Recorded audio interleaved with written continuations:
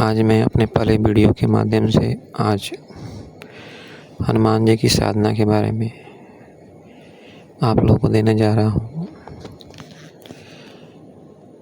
सबसे पहले मैं हनुमान जी के बारे में कुछ आप लोगों के सामने चर्चा कर रहा हूँ कि हनुमान जी अपने आप में सर्वशक्तिशाली हैं, भगवान शंकर के अवतार हैं। हनुमान जी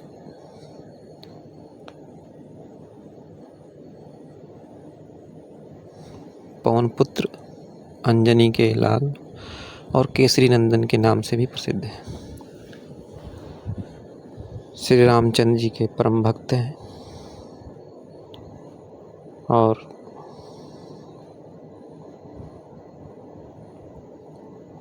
आज कलयुग में हनुमान जी के सिवा और कोई दूसरा अगर कोई विकल्प है तो भैरव और माँ काली है। हनुमान जी की साधना ऐसे तो हर कोई कर सकता है, पर हनुमान जी की साधना विशेषकर उन लोगों को करना चाहिए जिनके जीवन में संकट हो, आर्थिक संकट, रोग, व्याधि आदि कर्ज से आदमी अगर घिरा हो तो हनुमान जी की साधना कर सकता है। हनुमान जी की साधना कोई मजाक का भी विषय नहीं है। जिसने भी त्रेता युग में हनुमान जी को देखा होगा, जैसा वर्णन मिलता है कि विशाल शरीर, लाल लाल आँखें, सोचिए कि अगर हनुमान जी प्रकट हो जाए तब क्या होगा अगर साधना के समय, मगर ये बिरला ही हो सकता है। मगर जिनको हनुमान जी में पूर्ण विश्वास है उनको हनुमान जी ने दर्शन भी दिया है, जैसे कि तुलसीदास जी। हनुमान जी शीघ्र प्रसन्न होने वाले और बहुत ही सरल रूप से प्रसन्न हो जाते हैं। पर कभी कभी ऐसा भी मौका आता है कि कठिन परीक्षा भी देनी पड़ती है। जब सबसे पहले इसकी साधना मेरे द्वारा की गई तब मैंने जाना कि हनुमान जी क्या है। हनुमान जी की साधना मैंने जैसे पहले ही बताया कि कोई मजाक का विषय नहीं है। जब आप बैठेंगे साधना में उसी समय आपको अनुभव हो जाएगा कि हनुमान जी क्या है। जब तक मैं आपको ये बता रहा हूँ मेरी रोम रोम खड़े हो गए हैं। तो मैं आज अपने वीडियो के माध्यम से सनातन धर्म के बारे में आप लोगों को कुछ बता रहा हूँ कि सनातन धर्म मानव जी को करना चाहिए। सनातन धर्म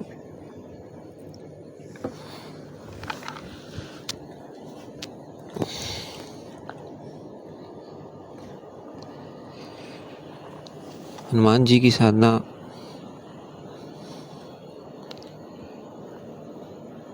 करने से पूर्व आप लोगों को विशेष सावधानी बरतनी होगी, खासकर उन लोगों को जो ब्रह्मपूर्वक नहीं रहते हैं।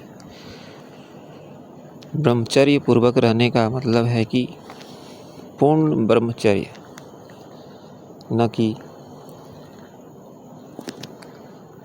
थोड़ा सा भी इसमें त्रुटि हो, क्योंकि हनुमान जी कठिन परिश्रम करने वाले हैं और कठिन परीक्षा भी लेते हैं साधक की।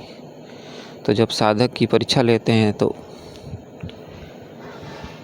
इच्छे पूर्वक ही लेते हैं। तो हनुमान जी की साधना करने से पूर्व अपना आंतरिक और बाहरी सुधार लेना चाहिए। हनुमान जी की साधना सुनने और जानने में तो बहुत ही सरल है, पर बहुत ही कठिन है। तो आज आप लोगों को हनुमान जी की साधना में देने जा रहा हूँ। सबसे पहले आप लोग एक एकांत जगह का चुनाव कर लीजिए। अगर आप गृहस्थ हैं तो अपने किसी ऐसे स्थान का चयन करिए जहाँ साधना के समय कोई डिस्टर्ब ना करे, क्योंकि डिस्टर्ब हो जाने के बाद साधना भंग हो जाती है। तो सबसे पहले अपने स्थान का चयन करिए, उस स्थान को साफ सुथरा करिए, साधना के लायक बनाइए उसको। उसके बाद जिस दिन साधना करनी है उस दिन का चुनाव करिए। जैसे मैंने पहले ही बताया कि मंगलवार का दिन, शुक्ल पक्ष या होली, दीपावली, दशहरा, इस दिन आप शुरू कर सकते हैं। आप अपनी इच्छा अनुसार 11 दिन, 21 दिन, 41 दिन, 51 दिन या 108 दिन ये साधना कर सकते हैं। साधना के समय हमारा वस्त्र क्या होगा? तो हनुमान जी को लाल वस्त्र बहुत पसंद है, तो आपका भी वस्त्र लाल ही होगा। आपका आसन भी लाल ही होगा।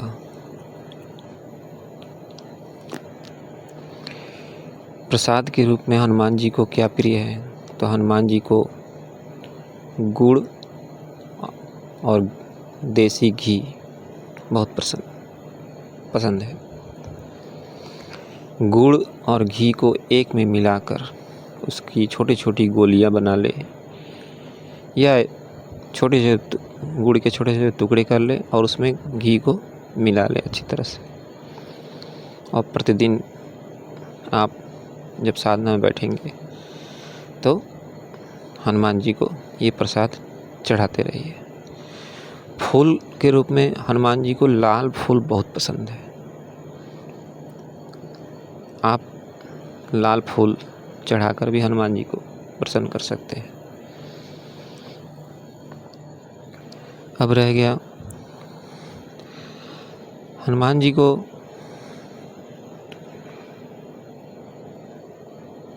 शुद्धता बहुत पसंद है। कहने का मतलब है कि एक तो ब्रह्मचर्य हो गया और दूसरा मन से और कर्म से शुद्ध। जो ये मन में विश्वास ला लेगा कि आज मुझे हनुमान जी को प्रसन्न करना है, तो हनुमान जी को एक दिन में ही प्रसन्न कर लेगा। लेकिन अगर उस मन में थोड़ा सा भी खोट होगा तब तो हनुमान जी उसकी परीक्षा अच्छी तरह से ले लेंगे। इसलिए मेरे कहने का मतलब है कि हनुमान जी को अगर प्रसन्न करना है तो सबसे पहले आप श्री रामचंद्र जी को पसंद करिए। जिस दिन श्री रामचंद्र जी पसंद हो जाएंगे उस दिन हनुमान जी प्रसन्न हो जाएंगे।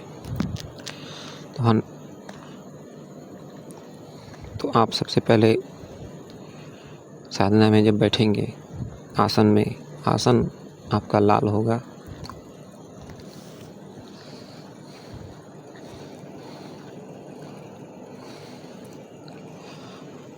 और सबसे पहले श्री रामचंद्र जी का मंत्र, जिसका एक माला आपको करनी है रुद्राक्ष की माला से।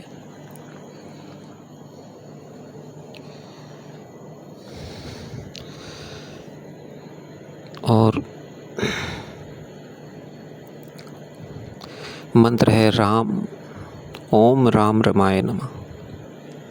इस मंत्र का एक माला आप नित्य जप करेंगे। उसके बाद हनुमान जी की साधना शुरू करेंगे।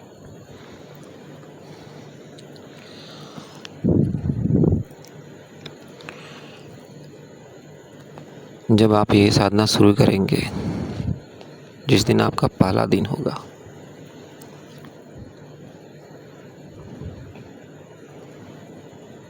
तो आपको कुछ आभास हो जाएगा उसी दिन, जिस दिन आप ये साधना करेंगे।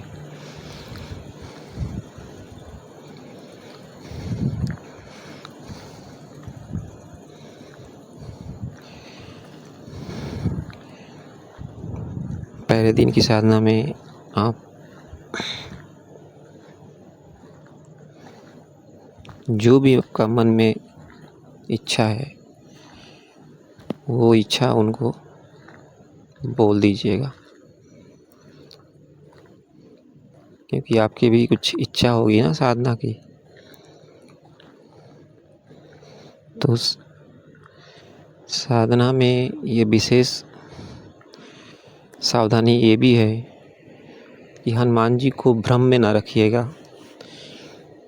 कि आज आपकी ये इच्छा है तो कल आपको दूसरी इच्छा होगी।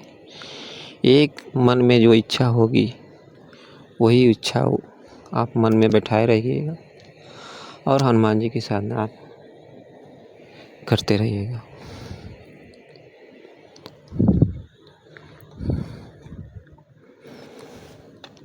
दूसरे तीसरे दिन आपको खुद अनुभव होने लगेगा कि हमारे पीछे कोई खड़ा है, लेकिन आपको मंत्र जाप करते रहना है और आंखें नहीं खोलनी है, ना दाएं बाएं देखना है। आपको अपने आसन पर बैठकर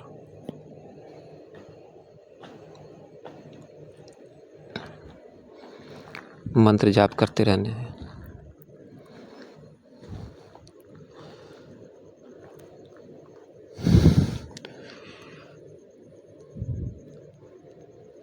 कितना भी कोई आपको बाहर से बुलाए या कोई ऐसा आपको अनुभव हो कि आपको कोई बुला रहा है, आपका नाम ले रहा है, फिर भी आप अपने आसन से नहीं उठिएगा।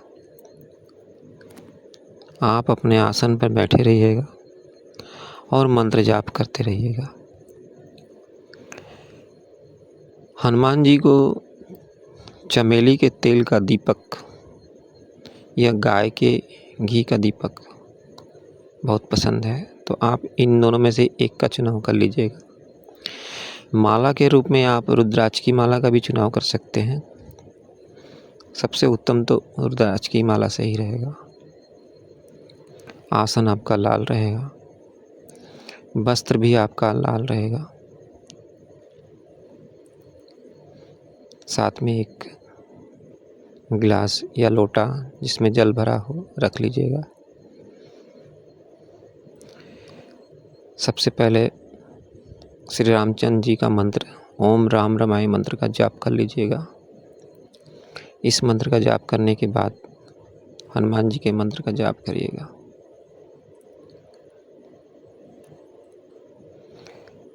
मंत्र ये है, बहुत ही साधारण मंत्र है, आप लोग ने कहीं सुना भी होगा इसको और जानते भी होंगे।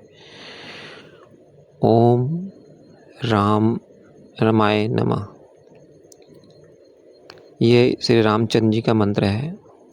इसकी एक माला आप करेंगे और हनुमान जी का जो मंत्र है ओम हम हनुमते नमः, इसकी आप 11, 21, 41 या 51 माला कर सकते हैं।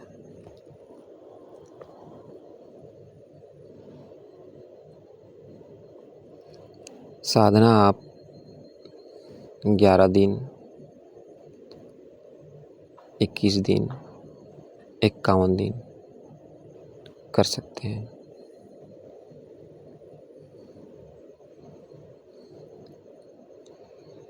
साधना के समय यानी कि जब भी आपका साधना चल रहा होगा, जैसे 11 दिन चल रहा है, तो आपको सात्विक रहना है, ब्रह्मचर्य पूर्वक रहना है, किसी से गाली गलौज नहीं करनी है, ना किसी को अपशब्द बोलना है। जो भी आपको अनुभव हो किसी से किसी को बतानी नहीं है, शेयर नहीं करनी है।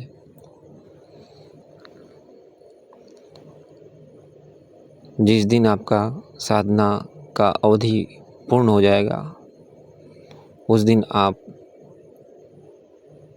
उस मंत्र का ओम हम हनुमते नमः का दशांश हवन कर लीजिएगा।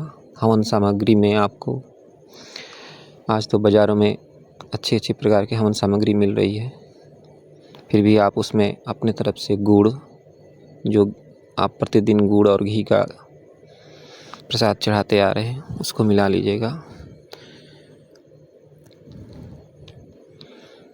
कुछ मेवे मिला लीजिएगा और उससे अपना हवन करिएगा। जिस दिन आपका साधना यह पूर्ण हो जाए, उस दिन आप किसी पंडित, ब्राह्मण, किसी गरीब व्यक्ति को आप ये कुछ दक्षिणा दान कर दीजिएगा।